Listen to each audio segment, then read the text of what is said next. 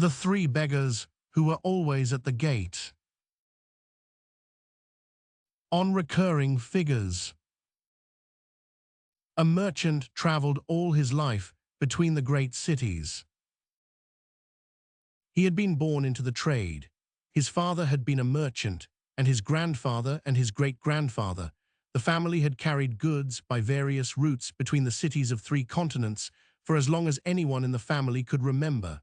The merchant inherited in his 25th year his father's caravan, his father's contacts, his father's routes, and his father's modest fortune. He set out in his 26th year on his first independent journey. He did not in the next 50 years stop. In every city he came to, he passed through the gate. This was, of course, ordinary. Cities had gates. Merchants entered through them. He thought nothing of it. In every gate 3 beggars sat in the dust. The first was an old man, the second was a young maiden, the third was a fool. The old man's face was different in every city. The young maiden's hair was different in every city. The fool's coat was different in every city. But it was always an old man, a young maiden, and a fool. The merchant gave them coins. He gave them coins because his father had given them coins, and his grandfather had given them coins, and his great-grandfather had given them coins. The family had always given coins to the beggars at the gates. He did not, in his first years, think about it. He had been told it was good for business. The beggars knew the gates. They passed along to travelers behind one, a word about a man's generosity or his closeness. He gave coins. He gave them coins in Damascus. He gave them coins in Samarkand. He gave them coins in Venice and in Lisbon and in Cathay. He did not notice for the first 10 years that they were always the same 3. He was busy with his goods. He passed through perhaps 30 cities a year. The beggars at each gate looked, to him, like ordinary beggars, different men in different clothes, 3 to a gate in the local style. He gave the coins. He passed. In his second decade, he noticed. He noticed because he was in a small city in the east, and he had recently been in a small city in the west, and the beggars in the second city were not, in their faces, similar to the beggars in the first, but they were, somehow in their kind, exactly similar. The old man in the eastern city had the same way of sitting that the old man in the western city had had. The young maiden in the east had the same way of looking up that the young maiden in the west had had. The fool in the east had the same way of being uninterested in the coin that the fool in the west had had. He gave them their coins in the east. He walked past. In the next city 3 weeks later, he watched more carefully. It was the same 3, different men, same 3. He began in his third decade to count. He counted over 15 years of careful observation, perhaps 400 cities. In each of them at the gate there were 3 beggars, an old man, a young maiden, a fool. The bodies were different. The structure was the same. He did not, for some time, share his observation with anyone. He thought occasionally of asking his fellow merchants. He did not. He had a sense by then that the observation was for him, that other merchants, passing through the same gates, gave their coins and did not see. By his 4th decade, the observation had begun to trouble him.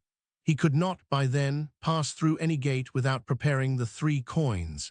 He had begun to dream, between cities, of the next set of 3. He had begun to recognize, when he arrived at a gate, the particular old man, the particular young maiden, the particular fool he had been expecting, even though he had never seen the bodies before. They were familiar in some way that had nothing to do with their bodies. In his old age, on the road between the last 2 cities of his life, he came to a gate and the 3 beggars were waiting. He had been ill for some weeks. He was thinner than he had been. He was, that day, more attentive than usual to the world. He came up to the gate. He stopped. He took out the 3 coins. He gave the first to the old man. The old man held the coin in his palm. He did not put it away. The merchant waited. The old man was looking at the coin. The maiden beside him looked up at the merchant. The fool beside her did not look up but smiled. "We have never been begging," said the old man. The merchant could not at first respond. "We have been marking," said the maiden. The fool nodded but did not speak. "We are the markers of the gates," said the old man. "Every gate of every city has 3 of us. We sit in the dust because we want the dust on us. The dust marks us. We accept the coins because the coins, in their small way, are how travelers acknowledge the markers. We do not need the coins. We need the acknowledgement. The acknowledgement is the small gesture that says, I see that there are 3 of you here. We are seen occasionally by merchants who have been traveling for a long time. We are not, in the deepest sense, beggars. Then what are you marking?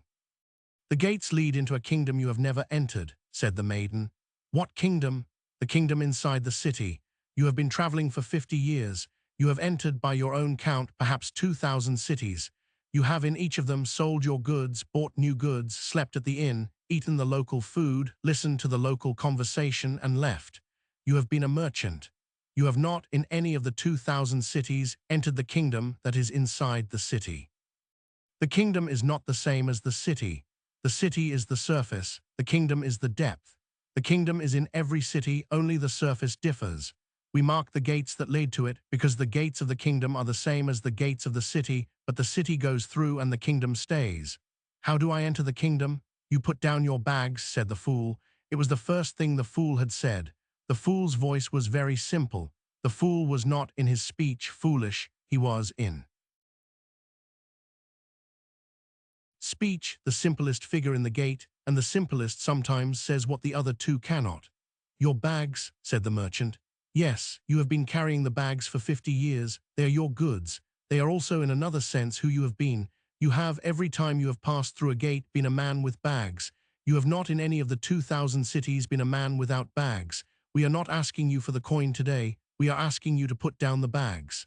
And then you walk through the gate. The city, as you have known it, will recede. The kingdom will become visible. You will, for the first time in 50 years, see what has been here all along. We will not after that have to mark the gate for you anymore. You will know. The merchant stood at the gate. He had perhaps, by his own reckoning, 10 years left. He had with him a caravan of some 20 mules loaded with silks and spices worth a considerable sum. He had been a merchant all his life. The trade was in some sense his life. He put down his bags. He did not at first lower them all. He lowered, in fact, only the small bag he himself was carrying on his shoulder. The others, the larger bags on the mules, he left where they were. The mules stood at the gate, blinking patiently. He walked through the gate. The city changed. It changed in a way he could not for the first hour have described. The buildings were the same. The streets were the same. The smells were the same. But the city was, somehow, no longer only a city. It was also, beneath the city, a kingdom. The kingdom was visible in the way the people walked. The kingdom was visible in the small kindnesses between strangers. The kingdom was visible in the patience of the old woman at the market who was waiting for a particular customer to arrive. The kingdom was, somehow, what the city was for. He walked through the kingdom for the rest of the afternoon. He sold no goods that day. He went in the evening to an inn. He ate. He slept. He woke in the morning. He went out into the kingdom again. He did not, in the remaining 10 years of his life, sell as many goods as he had once sold. He sold fewer goods more slowly in fewer cities. He spent more time in each city. He came to know in each city he visited not only the markets, but also the kingdom that had been waiting inside the markets. He came to know, eventually, the kingdom in his own home city, which he had not, in 50 years of being a merchant, ever bothered to enter. He gave coins occasionally to the 3 beggars at gates, but by then the beggars no longer needed to mark the gates for him. He knew where the gates led. The beggars sometimes smiled at him as he passed. The old man would nod. The maiden would look up.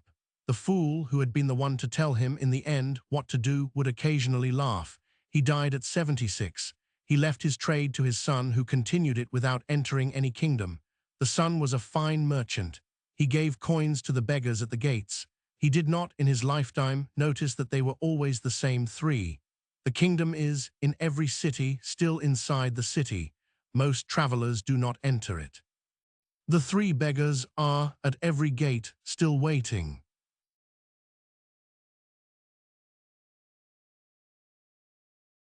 The 3 figures who have been at every gate of your life are not beggars, they are the markers. They have not been asking for coins, they have been asking when you will come in. The kingdom is inside.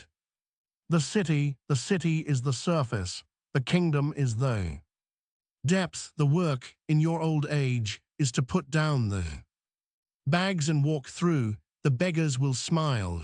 The fool will laugh. The kingdom has been there in every city all along.